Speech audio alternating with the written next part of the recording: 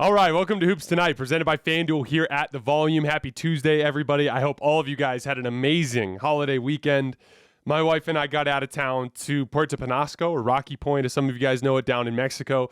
For us desert-faring folks, us Arizonans, Rocky Point is a very popular vacation destination because it's only about 3.5 hours down the road from Tucson to get to an ocean. It was amazing. I relaxed, got away from the game of basketball for a little bit, which was nice. I haven't done that in a long time.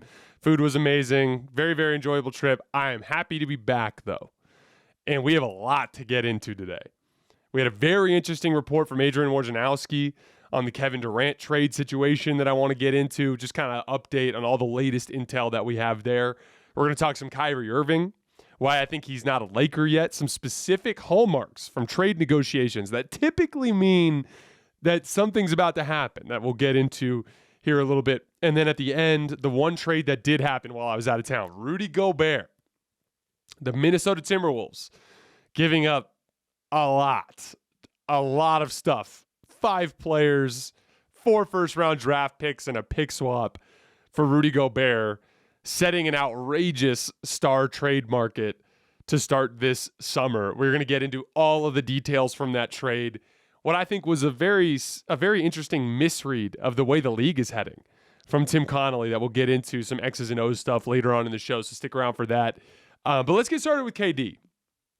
So, up front, I think one of the things that people were missing on this specific trade was it doesn't resemble any of the other recent superstar trades. Like when we look at James Harden wanting to get out of Brooklyn, he was a shell of himself. His value was incredibly low compared to his peak. Even when he got traded from Houston, he was actively sabotaging that situation so much that it scared away a lot of teams, diminished his own value.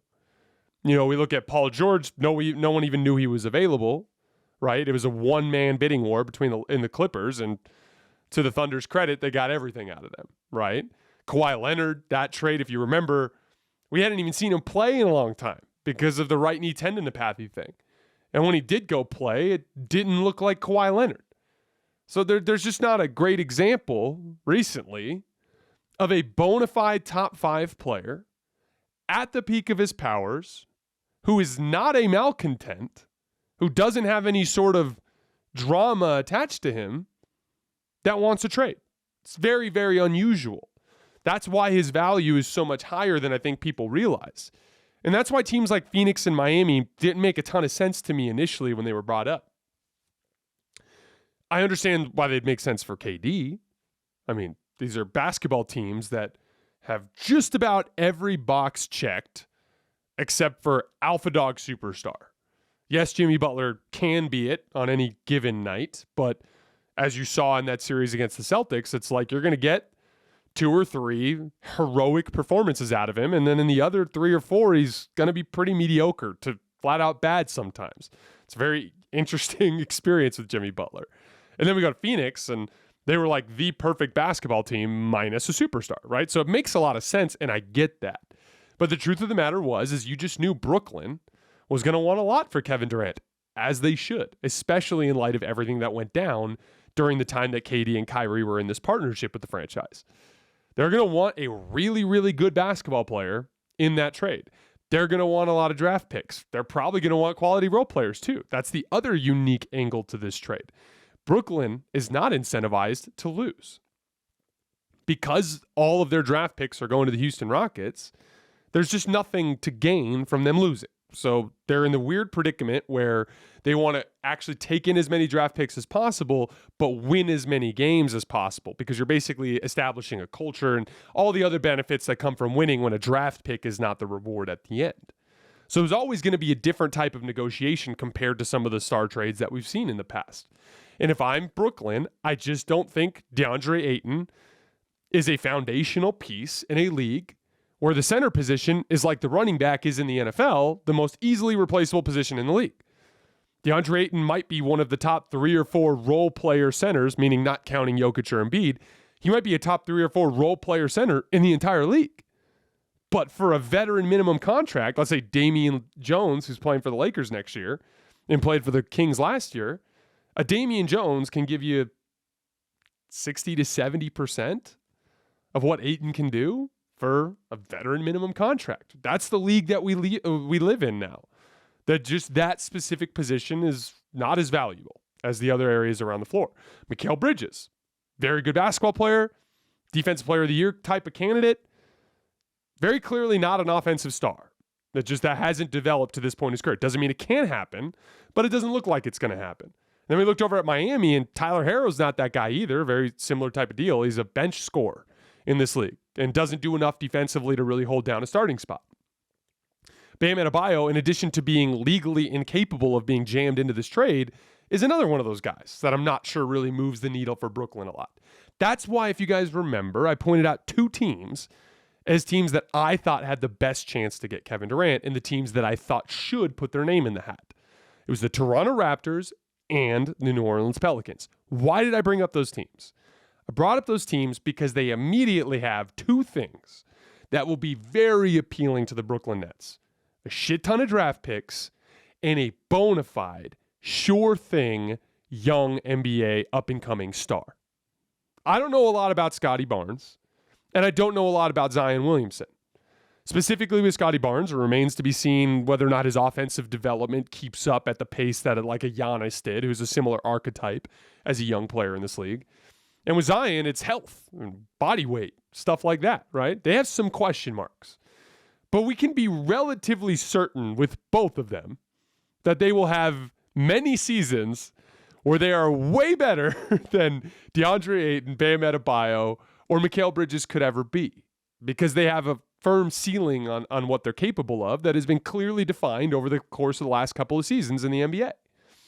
But, Scotty Barnes kind of looks like a similar type of player to Giannis Antetokounmpo. Obviously, Giannis is going to go down as an all-time great. So I'm just saying in a similar type of archetype. Not as good, could be, not as good, but that type of archetype of player.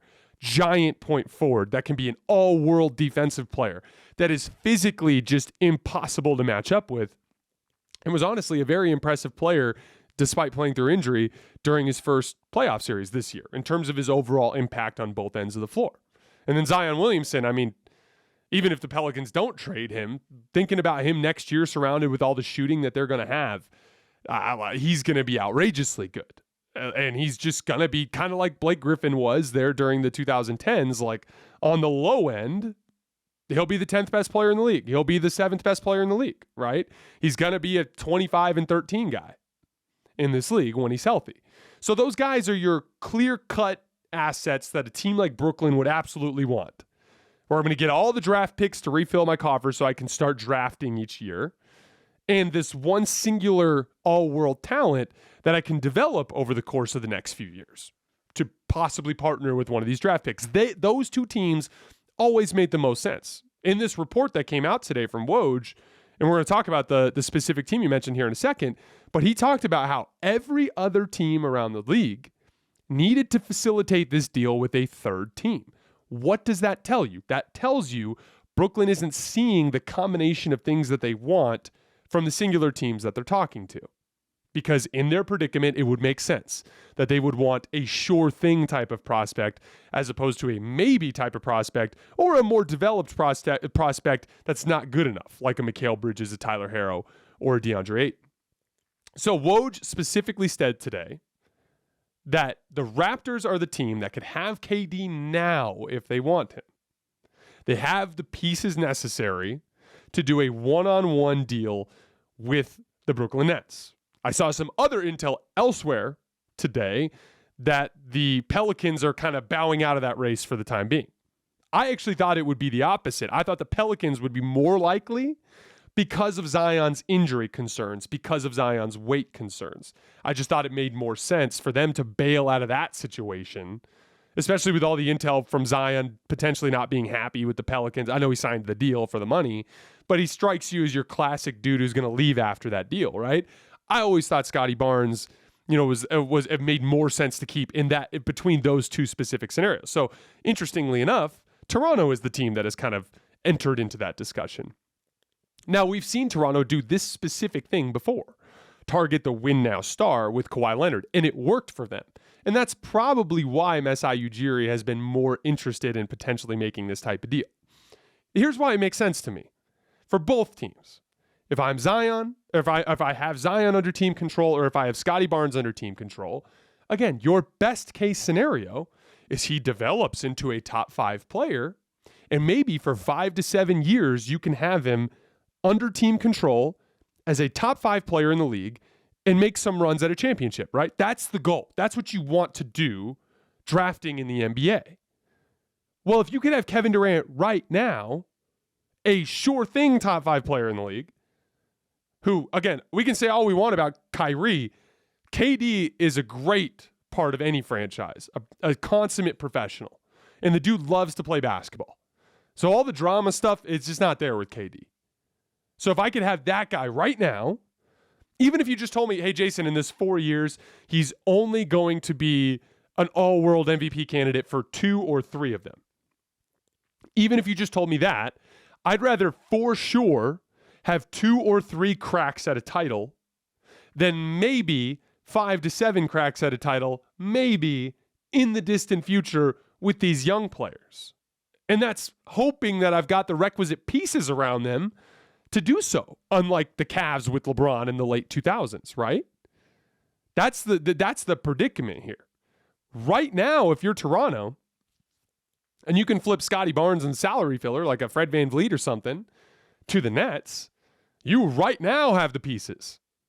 If I'm rolling out lineups with OG Anunoby and Kevin Durant and Pascal Siakam and Boucher and Birch, like, that's an outrageously athletic two-way lineup. And Kevin Durant fills a super specific need for that group, which was high-end offensive creation. So, like, why would you cling to a guy like Scotty Barnes to hopefully, in the future, roll him out as a top 5 player with a bunch of good role players when you could do that right now with Kevin Durant and get a trophy right now? If Kevin Durant gets flipped for Fred VanVleet and Scotty Barnes and salary filler, even if they tossed in OG, as long as they keep Pascal Siakam and Kevin Durant with all the other length and athleticism that they have, they instantly become a top-tier contender to me. With their coaching, who, as we remember from this playoff run, that coaching is so vitally important, like we saw from Eric Spoelstra and from Steve Kerr, right? Go down to the New Orleans Pelicans, same type of deal. If I can flip Zion Williamson and some other salary filler towards Brooklyn and get back Kevin Durant, and I'm rolling out Kevin Durant, Herb Jones, Trey Murphy, Brandon Ingram, CJ McCollum, I instantly have, it's a less athletic version of what was going on in Toronto, but way more offensively coherent, right? With Brandon Ingram and CJ McCollum. That's a top tier contender overnight. So David Griffin, who has backed out of this discussion for whatever reason, you're hoping in the future to roll out Zion Williamson as a top 5 player and a bunch of role players to win a title. How about you do that now with Kevin Durant? That's why those two teams were the two teams that I had my eye on. I'm impressed by the Raptors for sticking their name in that discussion, and I hope they close the deal because they're a very well-run organization. They will find another player the quality of Scotty Barnes in the future, just like they did with Scotty, because they're a smart basketball team. And I have no doubts that they can do this like they did with Kawhi, like they did in the last couple years, and like this potential Kevin Durant situation, perennially be the team that is a mix of excellent culture, excellent coaching, excellent management, excellent ownership that can ride the tide of finding talent in the draft, finding talent outside the draft, finding talent in free agency, finding talent in the trade market, being the team that can do all of those things. That's how you get to this point where you're consistently in the conversation as a team that can win the title. And I'm impressed by them. I hope they put what is necessary down to close this deal. Now, Kyrie is the one piece that's waiting in the wings here. So first of all, Laker fans have every reason to feel confident that Kyrie Irving is going to eventually be a Laker. The reason why they should feel that way is because Kyrie and the Lakers make sense. And none of the other situations really make any sense. Even the Dallas Mavericks potential partnership, which I pointed out as one that made some sense and that there was some reporting on, even that situation, like, there's some risk there that Dallas might not want to deal with. Like, basketball-wise, Having Kyrie Irving in their driving kick system that's heliocentric makes a ton of sense as a slot into the Jalen Brunson role. But they also really, really like their head coach. And Luka Doncic is trending towards being the best player in the league. And they just had this really successful low-drama season where they came within 7 wins of an NBA title. And Kyrie has some potential to ruin that as well. If he brings along the Kyrie drama, if he brings along all the negative things that come with the Kyrie Irving experience. So there's a lot. As a matter of fact, you can probably bet that Dallas is looking at this like, no, thank you. That doesn't mean they won't end up with him. It doesn't mean a third random team won't end up with him. I said on the night of free agency that I put it at about an 80% chance that Kyrie would be a Laker. That's where I'm at right now. I think there's an 80% chance that he'll be a Laker. But yes, that means there's a 1 in 5 chance, which is a pretty solid chance, that he ends up somewhere else, either as part of the KD trade or in some other move if the Lakers get tired and move on from this situation. It's always a chance. But make no mistake, the partnership right there for the Lakers and Kyrie makes tons of sense. In the same way that Dallas would be scared of what Kyrie could do to mess things up, the Lakers just don't have that fear. They just came off of arguably the most disappointing season in franchise history. They were the second leading favorite in Vegas and didn't make the playoffs in a field that allows 20 of the 30 teams to make the playoffs. It was a disaster. They just fired their coach. Russell Westbrook has been incredibly toxic. So even if they flipped Russ for Kyrie and Kyrie misbehaved a little bit, it's a better situation than what they had last year. So that's why that partnership is so natural. But what Laker fans have learned over the course of the last couple of days is a simple reality. Brooklyn, as much as it makes sense for them to trade Kyrie to the Lakers, has no incentive to do it right now. There's just no reason. They are devoting their focus and energy to the KD trade, as they should. It's the one that is clearly going to bring them the most in return, and Kyrie might end up having to help facilitate that if the right offer comes around. Plus, no matter what, that Lakers offer is not going anywhere. The Lakers are going to be there to trade for Kyrie later tonight. They're going to be there to trade for Kyrie tomorrow. They're going to be there in a week. They'd be there in a month if they had to. Now, I don't think it will drag out that long. My guess is the Kyrie Irving trade goes down shortly after the KD trade. But there's no reason for this to go down right this second. But at the same time, there's absolutely no way in hell that he's a Brooklyn Net next year. And I always am cracked up when I hear these kinds of threats thrown around in trade negotiations. So many interesting callbacks to the Anthony Davis situation here. Like we might bring him to camp and see what happens. Yeah, no, you're not doing that. When you're trying to run a basketball team and you want to set your guys up for success, you never bring drama into training camp if you can avoid it. You got young players in the group. You got veteran players. You have guys that are actively bought in to the goal and a coaching staff that's bought into the goal. You're not going to bring Kyrie Irving to training camp in the middle of a trade negotiation. That's not going to happen. They weren't going to do it with Anthony Davis, and they weren't going to do it with Kyrie Irving. I will be stone cold shocked if he's at Nets camp. And if he is, he won't be at camp. He'll just be under contract with the team as they continue to try to facilitate a trade. They'll send him home. There's just no way they'll do that. I heard intel that the Nets might use him as salary filler. Yeah, no, they're not going to do that when they can get a first-round pick from the Lakers. The only way they're going to use him as salary filler is if it's the only way to facilitate a trade with some team out there that nets them more than what the Lakers would give them.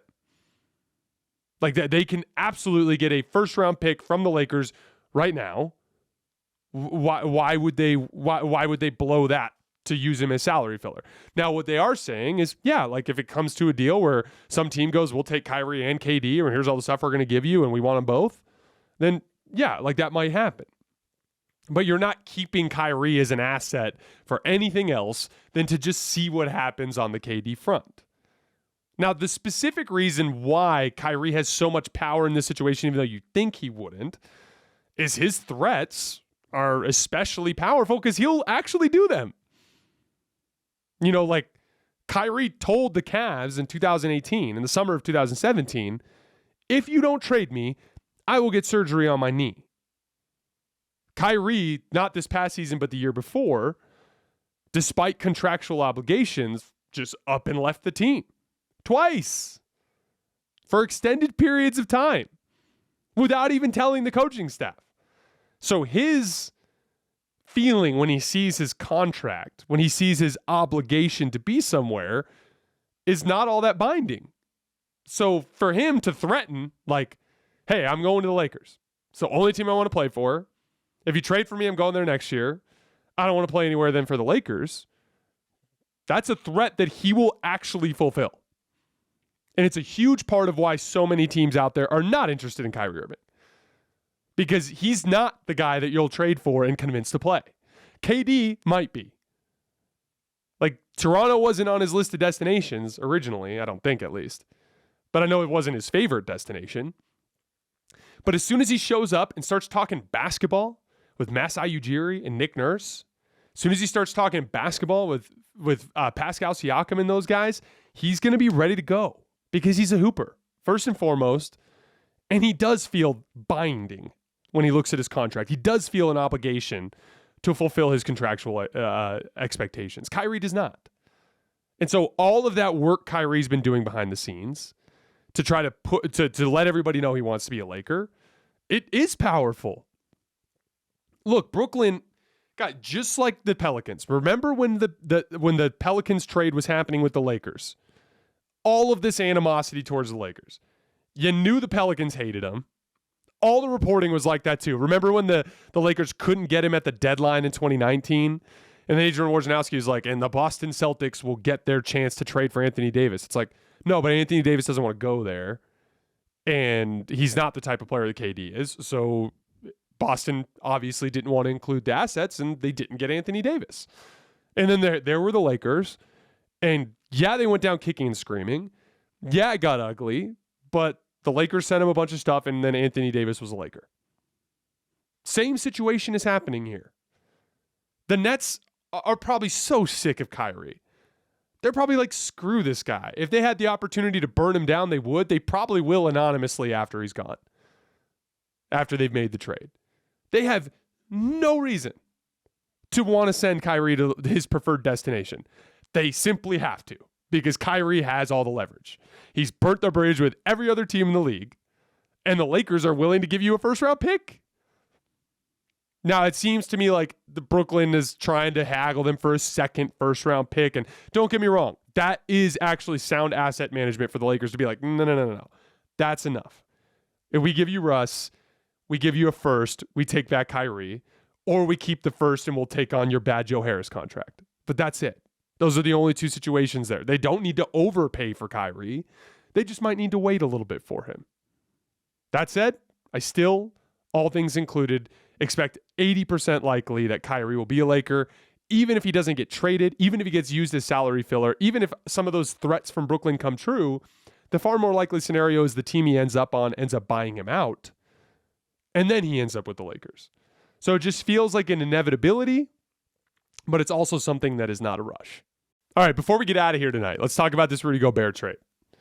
So the Utah Jazz send Rudy Gobert to the Minnesota Timberwolves for Malik Beasley, Patrick Beverley, Leandro Bolmaro, Walker Kessler, Jared Vanderbilt, the 2023 first-round pick, the 2025 first-round pick, the 2026 pick swap, the 2027 first-round pick, and a protected first-round pick in 2029. So before we get any further into this, I got to admit that I was incredibly wrong about this. Specifically, that Rudy Gobert would ever fetch this much of a trade return. I got into several arguments with several people about this year, and I was just flat out wrong. All I was saying, and you guys know me, I'm a huge believer, even a defender, I would say, in what Rudy Gobert does defensively.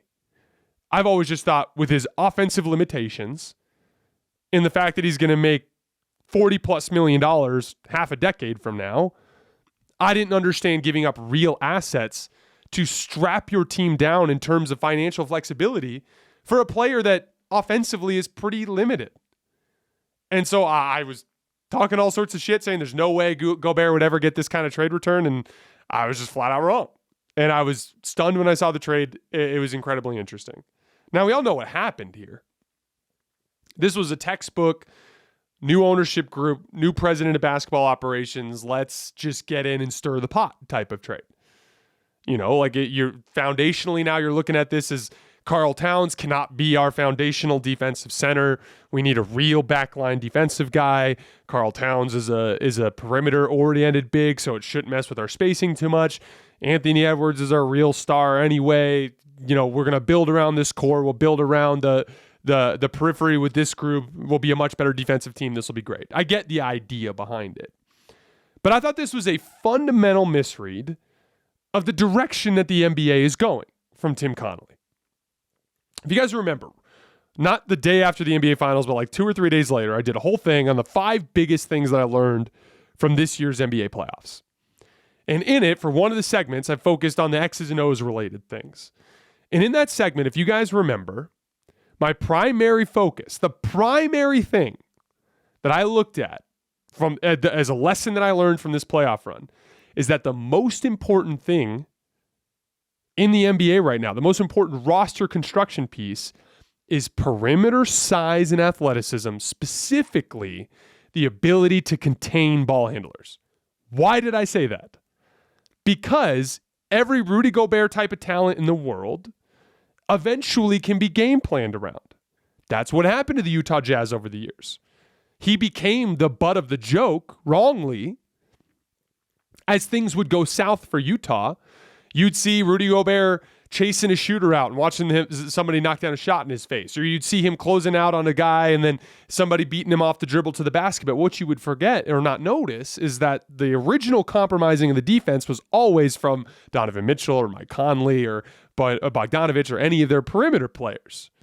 They were giving up slashing drives to the middle, which would immediately compromise their defense. Gobert would step up. They'd kick out to a shooter who would either make a shot or they'd attack one more closeout and get another wide open shot.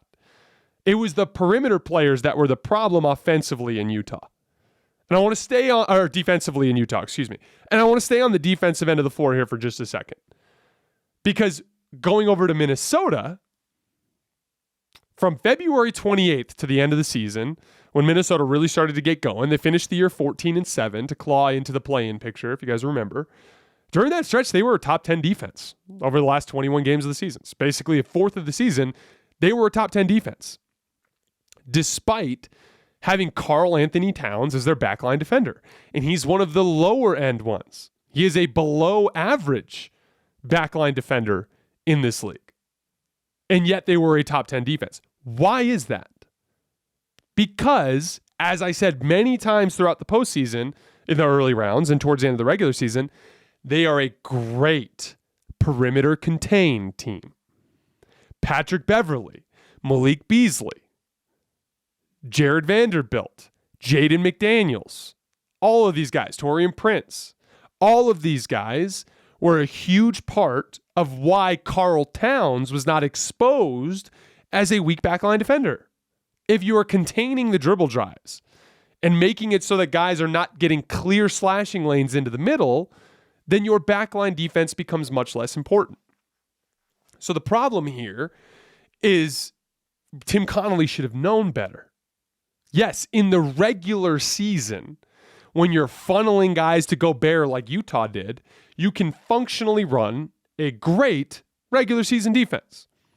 And for the record, I expect the Minnesota Timberwolves to be a better regular season team than what they've been in years past. They'll be a 5 or 6 seed as opposed to a play-in team. And when they're a 5 and 6 seed, they'll be able to look at each other and be like, hey, we made this deal, we're better. But just like with Utah, it's not about the ability to funnel to Gobert in the regular season. It's about the ability to cover ground on the perimeter and contain ball handlers in the postseason. And in this specific case, it'll be the exact same problem. Malik Beasley and Patrick Beverley did a great job at the point of attack containing ball handlers this year. Jared Vanderbilt was arguably their best defensive wing last year. I like Jaden McDaniels a little bit better, but they were the same type of athlete on the perimeter containing ball handlers. You are now going to be replacing those guys. Jaden McDaniels will likely become a starter. Taurean Prince will likely become a starter. My guess is it'll be Ant, those two guys, Karl Towns, and Rudy Gobert. That sounds great, right? But now every other perimeter player that plays this year will have to be filled in around the margins. Veteran minimum contracts, young players, draft picks, things along those lines. Your depth in perimeter contain just got way worse. And as a result, especially in a playoff series when teams start targeting you and teams start game planning around the Gobert problem, that lack of perimeter defense will become an issue. So even if we forget about the draft picks and all of the capital that they sent and just focus on the basketball, I don't understand limiting yourself by taking away your depth for the sake of a defensive fulcrum that primarily will bring value in the regular season. And that's why I do those lessons podcasts after each season. I did one last year too. Because pay attention to the league. This is what drives me nuts about the Lakers with Rob Pelinka. I just feel like he's not paying attention to what's happening around the league. If he was paying attention to what was happening around the league, there's no way he would sign Lonnie Walker, a 6'4" young guard, with his one mid-level exception slot, instead of a bigger wing that could actually play for the Lakers in a postseason series in a closing lineup. Rob Pelinka hasn't been watching enough NBA basketball to understand that that was a bad idea. You had to use your one significant salary slot on a player between 6'6" and 6'9" that can guard multiple positions and be in your closing lineup alongside LeBron and AD, and he missed the boat on that because he's not paying attention.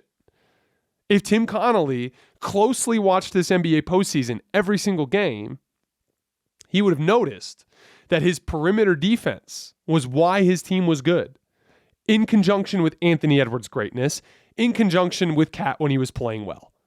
That's when this was good. It wasn't perimeter backline defense that was the problem. They actually were defending pretty damn well. Obviously, Ant needed to get better. D'Angelo Russell ended up being a shortcoming in the playoffs, in the playoff series. Karl Towns was a little bit inconsistent, but they didn't have a backline defense problem. I was really impressed with their half-court defense against Memphis, against a team that puts a lot of pressure on the rim. And so I just strictly from an X's and O's standpoint, it was a misread of the way the NBA is going. Then when you get into all the picks and players they gave up, then it gets even more annoying and frustrating and inconceivable. Now, let's go to the offensive end of the floor, because this is where I think it gets really, really dicey for Minnesota. Now, what really happened in Utah, the real reason that the Rudy Gobert fit didn't work was the offensive end of the floor. On defense, Rudy was outkicking his coverage. He was covering for a shit ton of mistakes from other players. I will go to the grave saying that Rudy Gobert has always been a very good defensive player in almost every facet of defense. Is he Kawhi Leonard guarding a wing? No, but he's good guarding a wing, and he's good guarding a guard, and he's one of the most dominant rim protectors of all time. The defense is not an issue for Gobert. Never made sense to talk about that. But in the NBA, on the offensive end of the floor, when you get into a switching scheme, which is what most teams do for most actions in the playoffs, when you get to that point, you have to be able to punish mismatches. If Rudy Gobert can go up and set a screen and they run drop coverage and he can roll to the rim as a lob threat, that's great. Teams are going to switch it. Why? Because Gobert won't post them up. And it's not a Utah Jazz problem. It was a Gobert problem. He was not capable of quickly fighting for position, demanding the basketball, catching, and quickly finishing around the rim. That was his shortcoming. That's why things went south in Utah. It turned them into an isolation team because Gobert's screen and rolls were not working because teams could easily switch them. That was the issue. That will become a problem even further as we head into Minnesota. And it especially concerns me because Anthony Edwards is one of the best young slashers that we have in the league. I like Karl Towns at the 5 there with great perimeter defensive players so that you don't have to worry about Karl Towns' defense and so that you can play 5 out. Because in a 5 out situation, you unlock Anthony Edwards as a freight train going downhill. Now you have to work Rudy Gobert into the dunker spot all the time. Now you have to permanently relegate Karl Towns to the perimeter. Hey, guess what? It's going to be harder for you to face up from the high post, to fight on the left block, to fight on the right block when Rudy Gobert is on the floor. This will fundamentally change the dynamic of their spacing. And I don't like that at all. There are going to be moments where it works. There are going to be lob dunks.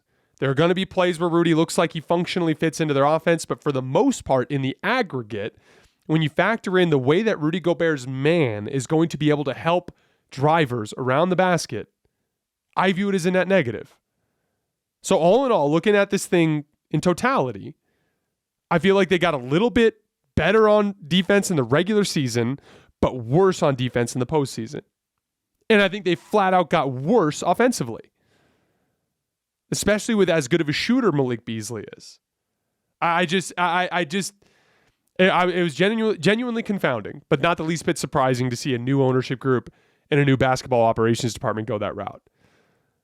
They'll still be an interesting team. They still have those two wings in Jaden McDaniels and Taurean Prince to put around those guys, but they gave up all their depth for a player that I think actually makes them worse in the postseason.